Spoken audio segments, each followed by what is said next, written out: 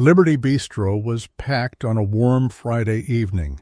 The restaurant's soft golden lights made everything look cozy, while the quiet hum of conversations mixed with the smooth tunes of a live jazz band in the corner. The scent of freshly baked bread and seared steak drifted through the air, making it the perfect spot for anyone looking to unwind after a long week. Seated by the large bay windows that faced the busy city streets was Andrew Hayes. Dressed in a neat navy blazer over a white shirt, he looked like any other well-dressed diner. But one thing about him stood out: a bright red "Make America Great Again" baseball cap on his head. The hat was hard to miss, and its bold color seemed to draw attention from anyone who happened to glance his way. Andrew sat alone, quietly sipping a glass of bourbon while taking in the busy scene around him. He looked calm, almost like someone watching a performance. For Andrew, this wasn't just a dinner outing. He owned Liberty Bistro, along with a chain of other restaurants under the Liberty Hospitality Group. Tonight, he wasn't here as the boss, though. He wanted to see firsthand how the place was run when nobody knew who he was. Before diving into this story, don't forget to like and subscribe. Have you ever been in a situation where assumptions were made about you? Share your experiences in the comments below. We'd love to hear your thoughts. At a table near the bar, Olivia Martin, one of the restaurant's most experienced waitresses, spotted Andrew and froze. Her cheerful smile faded as her eyes landed on the red hat. To Olivia, it wasn't just a piece of clothing. It was a symbol of something that made her deeply uncomfortable, something she believed didn't belong in the welcoming, trendy atmosphere of Liberty Bistro. She walked briskly to Ethan Cole, the restaurant manager who was busy checking the reservation list near the front entrance. "Ethan," she said, keeping her voice low but tense, "did you see that guy over by the windows?" Ethan glanced over his shoulder at the man. "What about him?" "His hat," Olivia hissed. "It's a MAGA hat.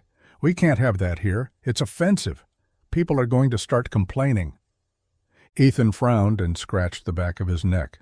"He's not bothering anyone, Olivia. Let it go. We don't have a dress code that bans hats."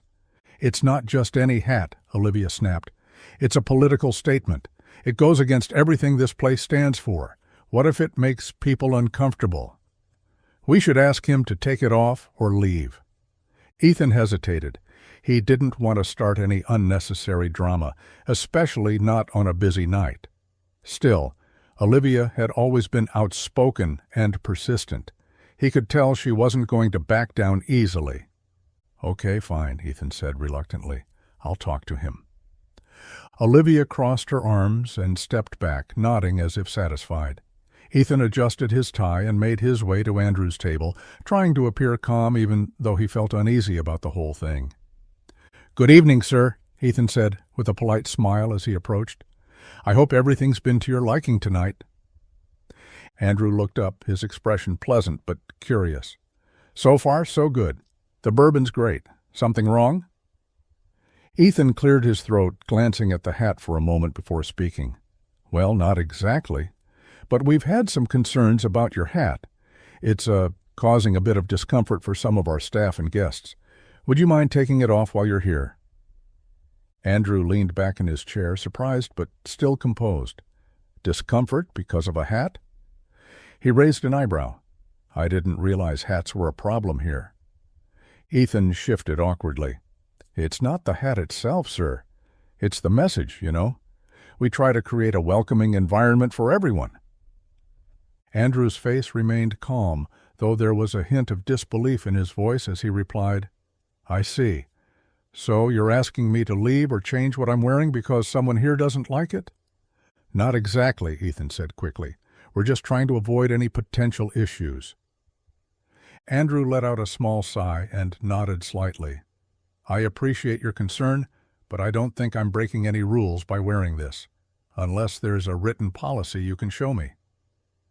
Ethan hesitated. He didn't know of any policy that banned clothing with political messages, but Olivia was watching him closely from a distance, and he felt her silent pressure. "I'm afraid I'll have to insist, sir," Ethan said. "Either the hat comes off, or we'll have to ask you to leave." Andrew's expression didn't change. If anything, he seemed amused. "I understand," he said, rising from his chair. "If that's how you want to handle it, then I'll leave. But I have to say, you're making a mistake."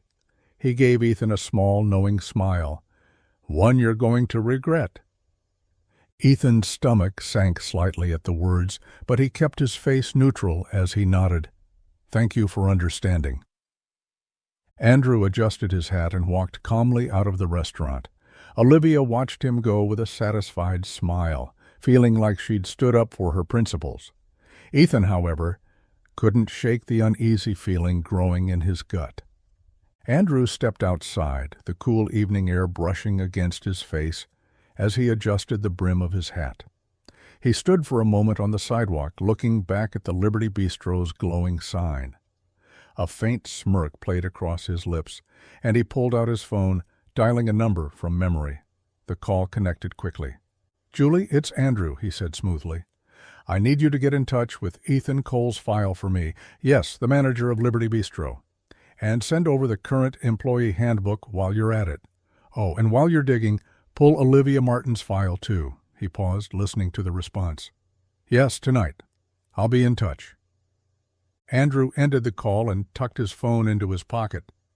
This wasn't the first time he'd encountered a situation like this, and he had a feeling it wouldn't be the last. But one thing was certain: he wasn't going to let it slide. Inside the restaurant, Ethan returned to the host stand, visibly tense. Olivia approached him with a triumphant grin. "Well, that went well," she said, leaning against the counter. "You handled that perfectly. We don't need that kind of energy in here."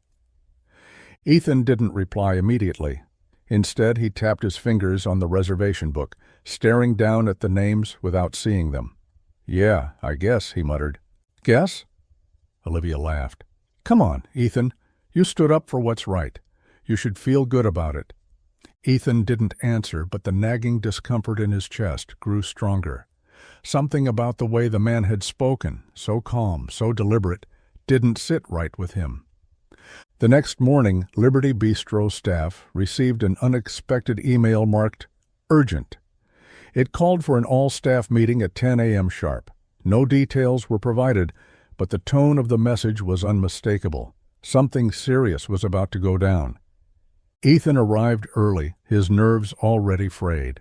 He hadn't slept well, his mind replaying the events of the previous night. Olivia sauntered in a few minutes later, looking relaxed and cheerful. "Big meeting, huh?" she said, dropping her bag on a chair. "Probably about the menu changes they've been talking about." Ethan didn't respond. He couldn't shake the feeling that this was about something far bigger than the menu. At exactly 10 a.m., the meeting room door opened and in walked Andrew Hayes, dressed sharply in a tailored suit, his signature red hat noticeably absent. Behind him was Julie Monroe, the company's HR director, her expression serious as she carried a leather-bound notebook.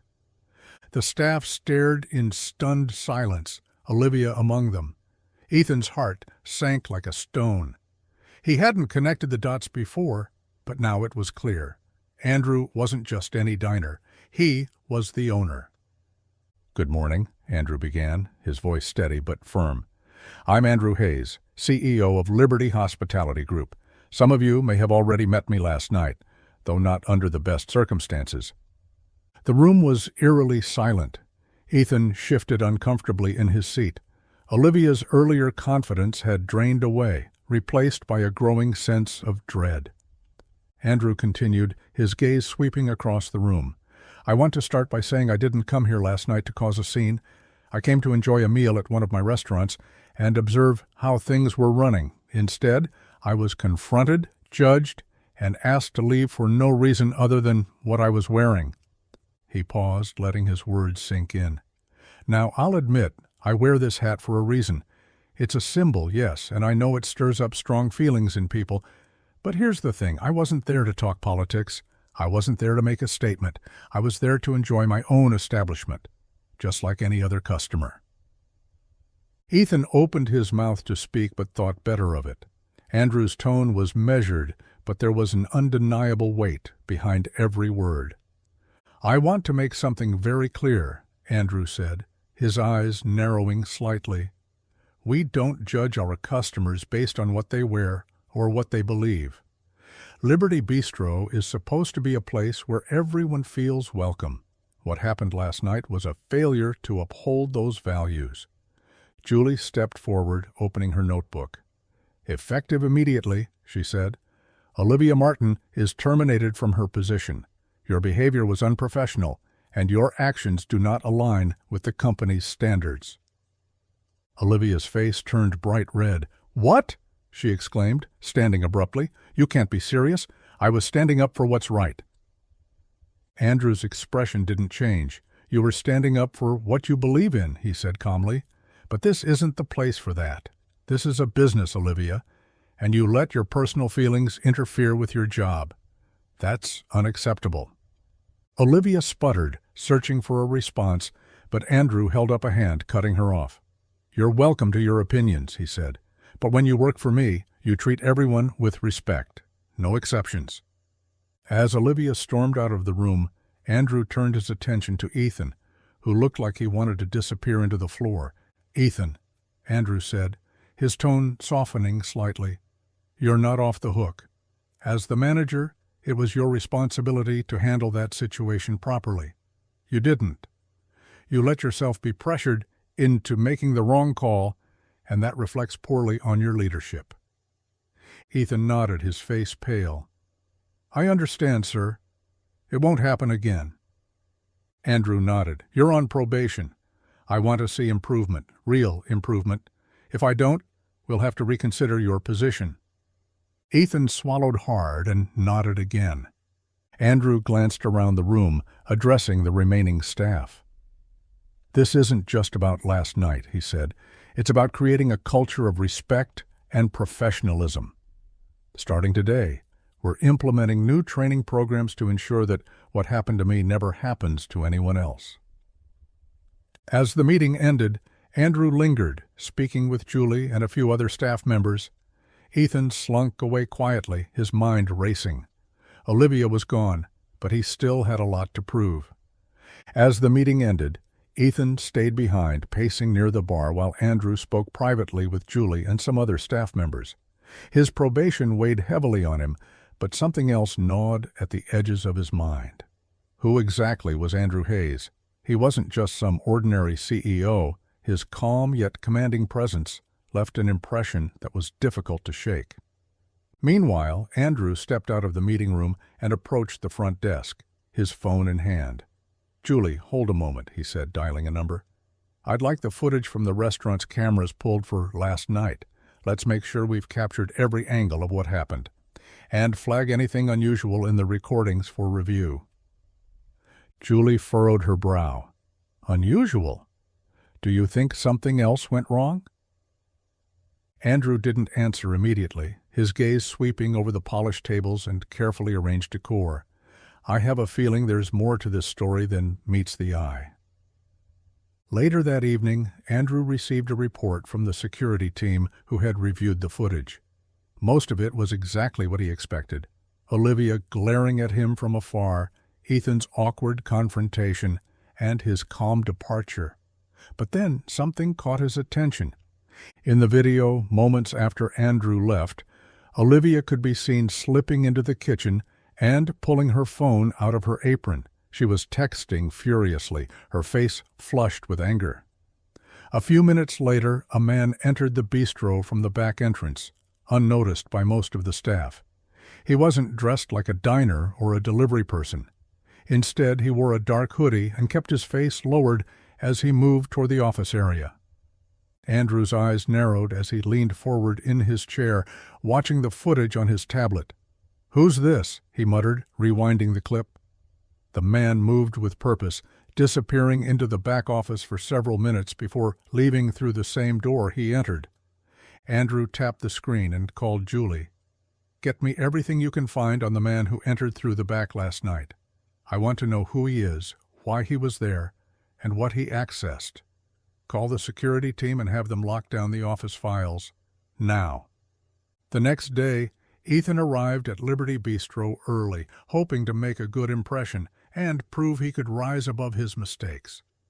But as he walked into the office, he was greeted by the sight of Andrew and Julie standing by his desk, their expressions grim. "Morning, Ethan," Andrew said, his tone calm but laced with authority. "We need to talk." Ethan's stomach twisted into knots. "Of course, sir.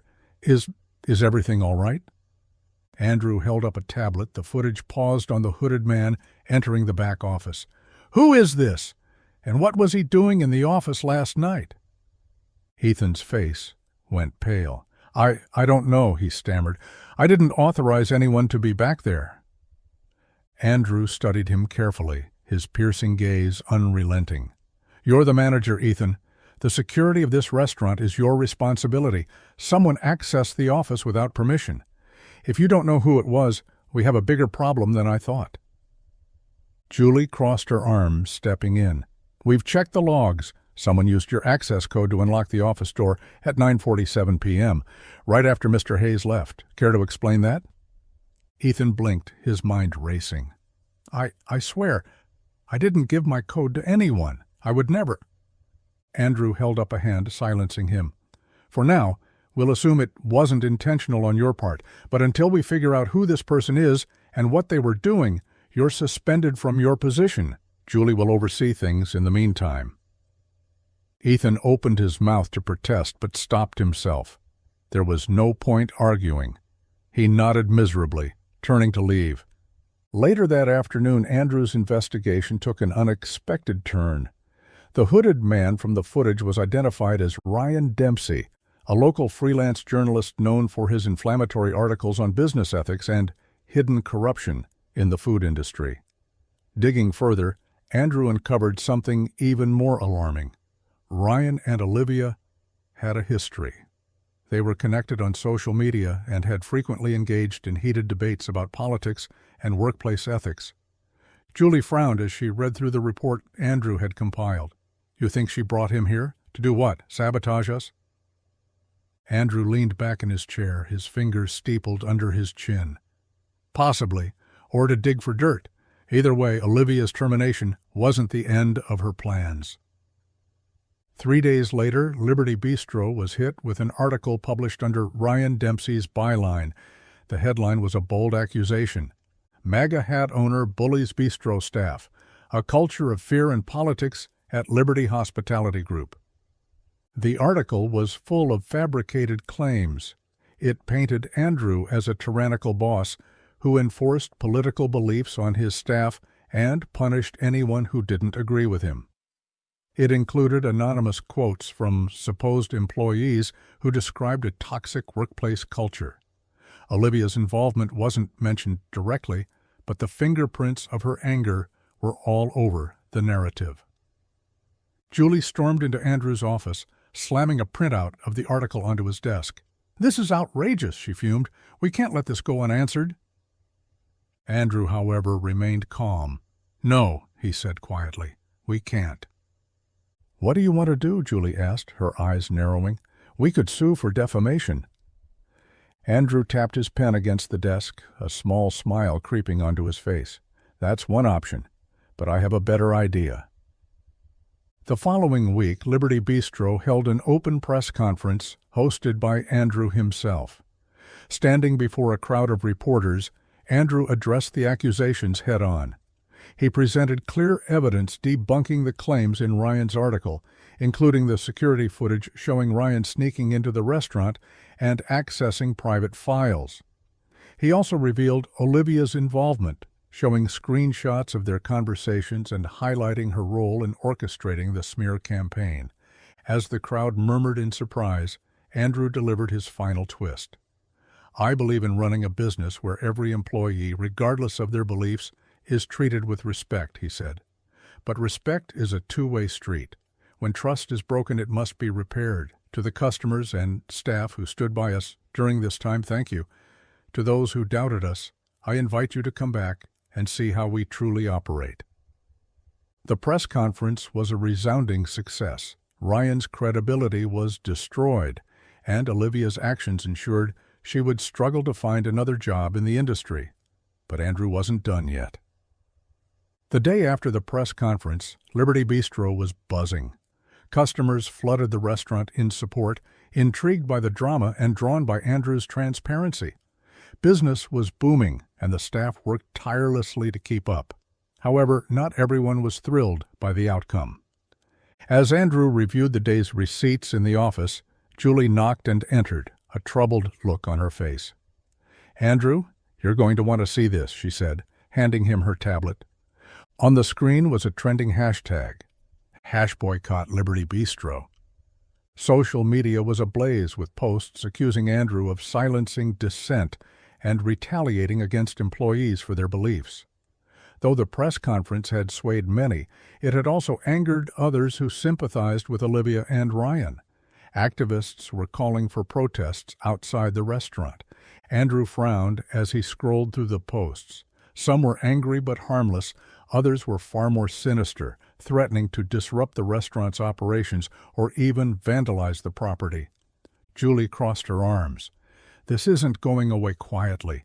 We need to decide how we're going to handle this." Andrew set the tablet down and leaned back in his chair, his mind racing. If they want to protest, that's their right, but if they cross the line?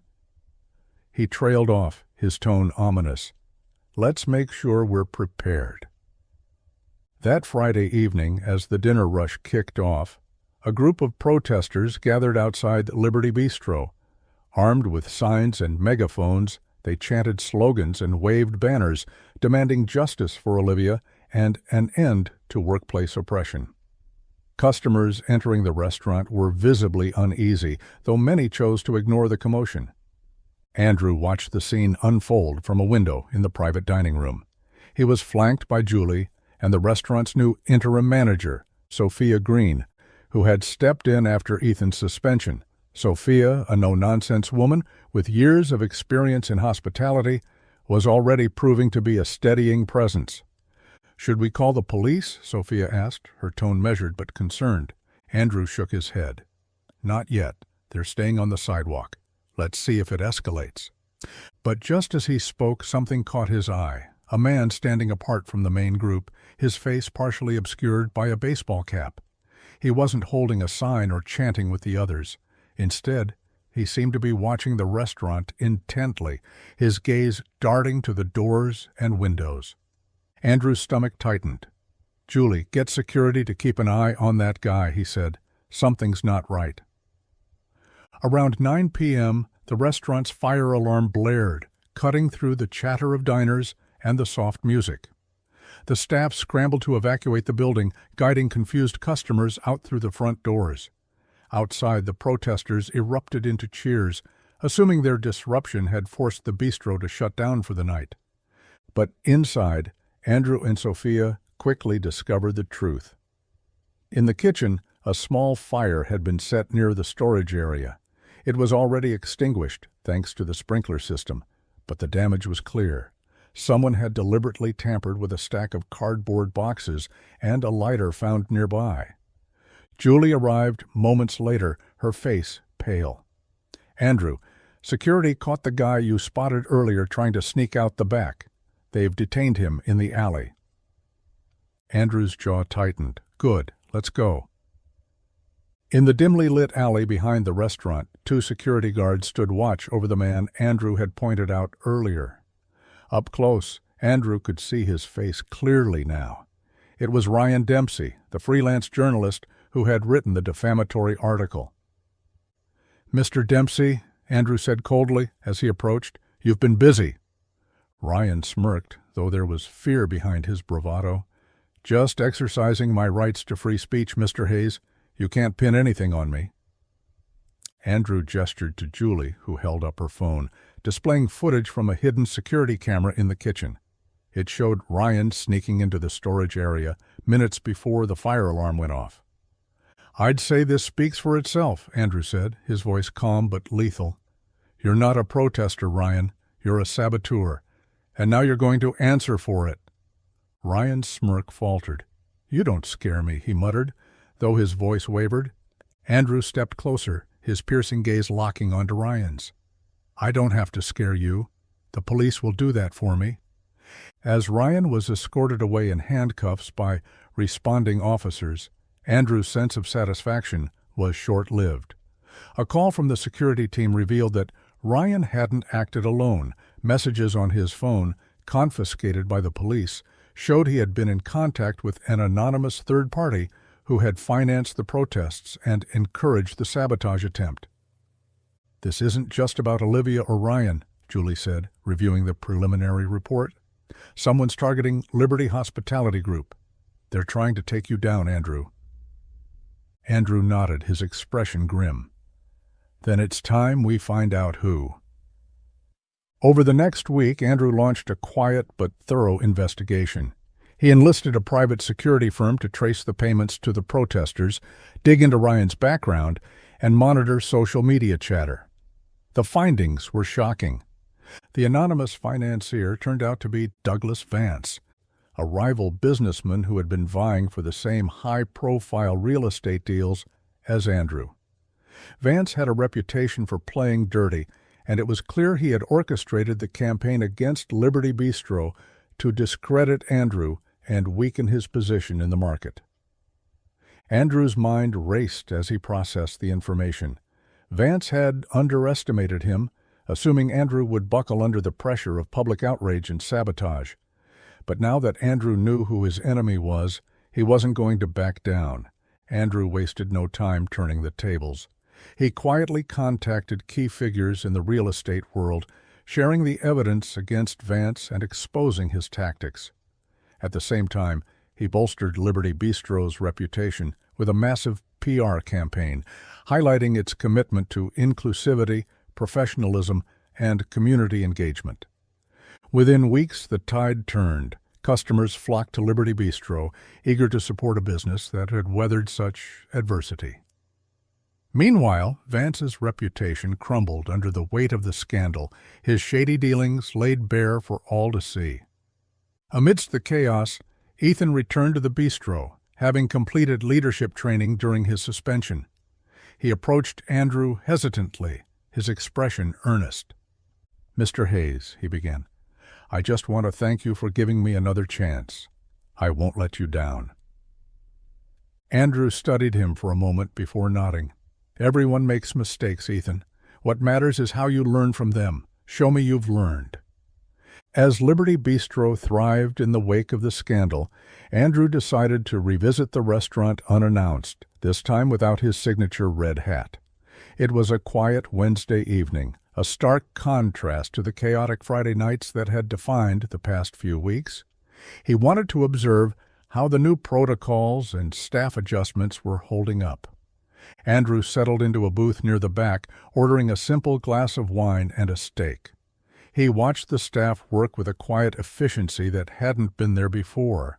Sophia, the interim manager, was leading by example, moving seamlessly between tasks while keeping the staff motivated.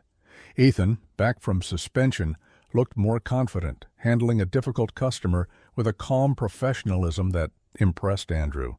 But just as Andrew was beginning to feel optimistic, a familiar face entered the restaurant. It was Douglas Vance, the rival businessman who had tried to sabotage him. Vance strode in confidently, his tailored suit impeccable, and took a seat at the bar. Andrew's jaw tightened. He hadn't expected to see Vance in person, let alone in his restaurant. Was this a coincidence, or was Vance here to send a message? Andrew waited patiently, watching as Vance ordered a drink and began chatting with the bartender. After a few minutes, Andrew stood and approached him. "Well, if it isn't Douglas Vance," Andrew said, his tone cool and measured. Vance turned, a slow smile spreading across his face. "Andrew Hayes. What a surprise. I didn't expect to see you here." "Oh, wait," he added with mock realization. "This is your place, isn't it?" Andrew didn't rise to the bait. "I have to say, it's bold of you to walk in here after everything you've pulled." Vance shrugged, sipping his drink. "Business is business, Andrew. You know that. Sometimes you win, sometimes you lose." Andrew leaned in slightly, lowering his voice so only Vance could hear. "You didn't just lose, Douglas. You got caught." And if you think this little visit of yours is going to intimidate me, you're wasting your time." Vance chuckled, shaking his head. "You always were a little too confident. Tell me, Andrew, do you really think this is over? One press conference and a few headlines, and you think you've won?" Andrew's eyes narrowed. "If you're planning something else, you might want to rethink it. I'm not the kind of person you can intimidate or manipulate." Vance smirked, but didn't reply. Instead, he downed the rest of his drink, left a generous tip on the bar, and walked out without another word. Andrew watched him go, his mind racing. Whatever Vance was planning, Andrew knew he had to be ready. That night, as Andrew reviewed the restaurant's financial reports from his office, an alert popped up on his computer. It was a notification from Liberty Hospitality Group's cybersecurity team, warning of an attempted breach in the company's email servers. The breach had been blocked, but the source of the attack was concerning. It had originated from an IP address linked to one of Vance's shell companies. Andrew immediately called Julie. "We've got a problem," he said, forwarding her the alert. "Vance isn't done. He's trying to dig into our internal communications. Get the IT team on this now. I want every system checked and double-checked." Julie didn't hesitate. "Understood. I'll also have the legal team prepare a case against him. This has to end." The next day, Andrew received a surprise call from an unlikely source, Olivia Martin. Her voice was hesitant but steady as she asked to meet with him in person. Against his better judgment, Andrew agreed, arranging to meet her at a quiet cafe downtown. When they met, Olivia looked different, less defiant, more subdued. She fidgeted with her coffee cup before speaking. "Mr. Hayes, I know I'm probably the last person you want to hear from, but I need to tell you something." Andrew leaned back in his chair, studying her carefully. "I'm listening." Olivia took a deep breath. "After everything that happened, I started thinking about why I was so angry. At first, I blamed you. I thought you represented everything I hated, but then I realized I let myself get used by someone else. Ryan wasn't just writing a story, he was working with Vance. He told me it was about exposing corruption, but I see now it was about hurting you." Andrew's expression hardened. "And now you're here. Why?" "Because I want to make it right," Olivia said earnestly. "I have proof. Emails, messages from Ryan, even receipts for the payments Vance sent him. I didn't realize how deep it went until I started looking through everything after I was fired." Andrew folded his hands on the table, his voice measured. "Why should I trust you? You've already lied to me once." "I don't expect you to trust me," Olivia admitted, "but I'm willing to hand over everything I have. I just want a chance to move on with my life." Andrew considered her words carefully. Finally, he nodded. "Give me the evidence, and we'll see where it goes. But Olivia, if this is some kind of trick, you won't get another chance." With Olivia's evidence in hand, Andrew and Julie built a comprehensive case against Vance. The emails revealed a web of deceit that extended far beyond Liberty Bistro. Vance had used similar tactics against other businesses, sabotaging competitors to gain an edge in the market. Andrew didn't stop at filing a lawsuit. He took the evidence to the media, exposing Vance's schemes in a scathing report that sent shockwaves through the business community. Within days, Vance's empire began to crumble. Investors pulled out, clients cut ties, and law enforcement launched an investigation into his activities. Back at Liberty Bistro, things finally began to settle. The protests faded, and business continued to thrive. Ethan proved himself as a capable manager under Sophia's guidance, and the staff embraced the new culture of professionalism and respect. One evening, Andrew returned to the restaurant, this time without any agenda. He sat at a corner table, enjoying a quiet meal as a customer, a true customer, with no need for tests or observations. As he sipped his wine, he reflected on everything that had happened. The challenges had been daunting, but the lessons learned were invaluable. As Andrew paid his bill and prepared to leave, Sophia approached him with a smile. "Thank you for everything," she said. "You've made this place stronger than ever." Andrew nodded, his expression thoughtful. "The real strength is in the people. They just needed a chance to prove it." Just as Andrew thought things were finally stabilizing, an unexpected call came late one evening. Julie's voice on the other end was hurried, tinged with worry. "Andrew, we've got another issue," she said. "You need to see this." Andrew sighed, setting aside the glass of scotch he'd poured himself. "I'll be at the office in 30 minutes. When he arrived, Julie was waiting with a folder in hand. She opened it to reveal a series of financial reports from Liberty Bistro. At first glance, everything seemed normal. Profits were up, expenses were steady. But Julie pointed to a line item buried deep in the ledger. "Here," she said. "It's a series of transactions that don't add up. Small amounts, $300 here, $500 there, but they're being funneled into a suspicious account. The pattern started right after Vance's sabotage attempt." Andrew frowned, his mind racing. "You're saying someone's been siphoning money from the restaurant?" Julie nodded grimly. "Yes, and it's someone on the inside." The discovery reignited Andrew's vigilance. He immediately brought in a forensic accountant to comb through the books, while Julie discreetly interviewed staff members to determine if anyone had noticed unusual activity. At first, the investigation turned up nothing. No glaring signs of wrongdoing, no one acting suspiciously. But then the accountant discovered something alarming. "It's not just Liberty Bistro," he told Andrew in a private meeting. "These same withdrawals are showing up across 3 other restaurants in your portfolio. It's a coordinated effort." Andrew's stomach sank. This wasn't a one-off theft. It was systemic, and whoever was behind it had access to Liberty Hospitality Group's entire financial network. The breakthrough came a week later when the forensic team traced the suspicious account to a former employee, Ethan Cole. Andrew's heart sank as he reviewed the evidence. After his probation, Ethan had seemed genuinely reformed, throwing himself into his work and earning back the team's trust. But the financial trail didn't lie. "This doesn't make sense," Julie said, shaking her head. "Ethan's been doing great since he came back. Why would he do this?" Andrew leaned back in his chair, his jaw clenched. "I don't know, but I intend to find out." Andrew called Ethan into his office the next morning. Ethan entered with a confident stride, unaware of what awaited him. "Have a seat," Andrew said, his tone calm but firm.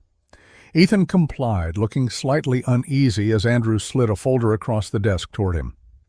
"What's this?" Ethan asked, opening the folder. His face paled as he scanned the documents, transaction logs, account numbers, and evidence linking him to the stolen funds. "I was hoping you could tell me," Andrew said, his voice low. "Why, after everything, would you betray this company like this?" Ethan shook his head frantically, his hands trembling. "I didn't do this," he exclaimed. "I swear, Andrew, this isn't me. Someone's setting me up." Andrew's expression remained unreadable. "You're the only one with access to the accounts in question. The transactions are tied to your credentials. If you're innocent, you'd better have a damn good explanation." Ethan sat back, his face stricken. I don't know how this happened. I didn't touch those accounts. You have to believe me." Despite Ethan's protests, Andrew had no choice but to suspend him pending further investigation. As Ethan left the office, looking defeated, Julie walked in with a new report. "You're not going to believe this," she said, setting it on Andrew's desk. "The account we thought was tied to Ethan, it's actually a ghost account. Someone spoofed his credentials." Andrew's eyes narrowed. "So Ethan was set up?" Julie nodded. "And whoever's behind this is a hell of a lot smarter than we thought." The forensic team worked tirelessly to unravel the new layer of deception. Their findings pointed to a sophisticated cyber criminal, a hacker who had infiltrated Liberty Hospitality Group's financial systems weeks earlier, planting false trails to pin the theft on Ethan. Andrew's frustration mounted. The hacker's methods were precise, making it nearly impossible to trace them. But one clue emerged. An IP address linked to a private server located in a neighboring city. It wasn't much, but it was enough to give Andrew an idea. "Let's bait them," Andrew said, his tone sharp. "Plant a decoy account, make it look like there's a vulnerability, and see if they take the bait." Over the next 48 hours, Andrew's team set up a fake account loaded with dummy funds and deliberately left it vulnerable to detection. They watched closely, monitoring for any suspicious activity. Sure enough, the hacker bit. Late one night, an unauthorized login attempt was detected, and the team traced it back to a rented office space in the neighboring city. Andrew wasted no time. He alerted law enforcement, and together they raided the office. Inside, they found a lone operator, Ryan Dempsey, the same journalist who had tried to sabotage Liberty Bistro weeks earlier. "You again," Andrew muttered as Ryan was handcuffed and led out of the office. This time the evidence was irrefutable. Ryan had gone beyond smear campaigns and protests. He had delved into outright theft, using his tech skills to orchestrate a revenge campaign against Andrew. With Ryan in custody, the investigation finally came to an end. Andrew reinstated Ethan, apologizing for the ordeal and praising his resilience. Ethan, though shaken by the experience, expressed his gratitude and vowed to continue proving his loyalty. Meanwhile, Liberty Hospitality Group issued a public statement about the incident, assuring customers and investors that their systems had been secured and the perpetrator brought to justice. The transparency only boosted the company's reputation further. On a quiet evening weeks later, Andrew found himself once again at Liberty Bistro, sitting in the same booth by the bay window. The restaurant was thriving, filled with laughter and the clink of glasses. Sophia approached him with a smile. "Everything seems back to normal," she said. Andrew nodded, raising his glass. "For now. But if there's one thing I've learned, it's that challenges will always come. It's how we face them that defines us." As the jazz band began to play, Andrew leaned back, a rare sense of peace settling over him. For the first time in months, the storm had passed. But deep down, he knew that the next challenge was never far away, and he would be ready. In the weeks that followed Ryan Dempsey's arrest, Liberty Bistro and the rest of Andrew's empire began to settle into a steady rhythm. The story of the sabotage attempt and the stolen funds had made headlines, but Andrew's decisive handling of the crisis garnered widespread praise. Customers returned in droves, eager to support a business that had emerged stronger from such adversity. Ethan, now fully reinstated, threw himself into his role with renewed determination. He often stayed late to ensure every detail of the restaurant ran smoothly, earning the trust of both the staff and Andrew. Sophia, too, had proven herself indispensable, and Andrew made her position as manager permanent. Her no-nonsense leadership style, paired with a genuine warmth toward the staff, created an atmosphere where professionalism thrived. Andrew found himself spending more time at Liberty Bistro, not out of necessity, but because it had become a place of genuine enjoyment for him. The chaos of the past months had forged something stronger, a restaurant that was more than just part of his portfolio. It was a symbol of resilience. One evening, as Andrew finished his meal at the bistro, he was approached by a figure he didn't expect to see again. Olivia Martin. She looked nervous, her hands clasped tightly in front of her. The staff watched her cautiously, but Andrew raised a hand, signaling that it was okay. "Mr. Hayes," Olivia began, her voice soft, "I just wanted to say thank you for giving me the chance to make things right. And I'm sorry." Andrew set his glass of wine down, studying her carefully. "What are you sorry for, Olivia?" She hesitated, taking a deep breath before continuing. "For letting my personal beliefs cloud my judgment, for causing so much trouble for you and this restaurant. I've spent a lot of time reflecting, and I realize now how wrong I was." Andrew nodded slowly. "And what have you learned from it?" "That respect and professionalism have to come first," Olivia said. Even if I disagree with someone, it's not my place to decide they don't belong somewhere. I let my emotions get the better of me, and I hurt people because of it." Andrew leaned back, his expression unreadable. After a moment he said, "Apologies are easy, Olivia. Change is harder. What are you doing to ensure you don't repeat the same mistakes?" Olivia swallowed. "I've started taking courses on conflict resolution and customer service. I want to get back into the industry someday, but only after I've proven I can handle it." Andrew considered her words carefully. Finally, he gave a small nod. "Good. Keep working on yourself. And remember, true growth comes from learning how to balance your values with respect for others." Olivia nodded gratefully, turning to leave. As she walked away, Andrew felt a quiet sense of closure. The cycle of conflict was finally breaking. Months later, Liberty Bistro reached a milestone, its highest revenue quarter since opening. The restaurant had not only recovered but flourished under Sophia's leadership and the streamlined systems Andrew had implemented. The team worked together like a well-oiled machine, and customers consistently praised the warm, inclusive atmosphere. Andrew visited less frequently now, confident that the bistro was in good hands. His focus had shifted back to other ventures within the Liberty Hospitality Group, but Liberty Bistro always held a special place in his heart. It was a reminder of what could be achieved through perseverance, smart decision-making, and unwavering principles. On one of his last visits, Andrew sat at the bar, sipping a glass of his favorite bourbon. The restaurant was alive with the familiar hum of laughter, conversation, and clinking silverware. Ethan stopped by to chat, a proud smile on his face. "Everything's running smoothly, sir," Ethan said. "I can't thank you enough for giving me the chance to prove myself." Andrew smiled faintly. "You earned it, Ethan. Just remember, every challenge is an opportunity to grow. Don't let it slip by." As Ethan returned to work, Sophia approached Andrew holding a dessert plate. On it was a slice of the restaurant's signature cheesecake, accompanied by a handwritten note. "Thank you for believing in us." Andrew chuckled, picking up the note. "You've done an incredible job, Sophia. This place is yours now. Take care of it." Sophia smiled warmly. "Thank you, Mr. Hayes. I won't let you down." Andrew stayed a little longer, savoring the cheesecake and watching the restaurant thrive around him. When he finally left, stepping out into the cool evening air, he felt a rare sense of peace.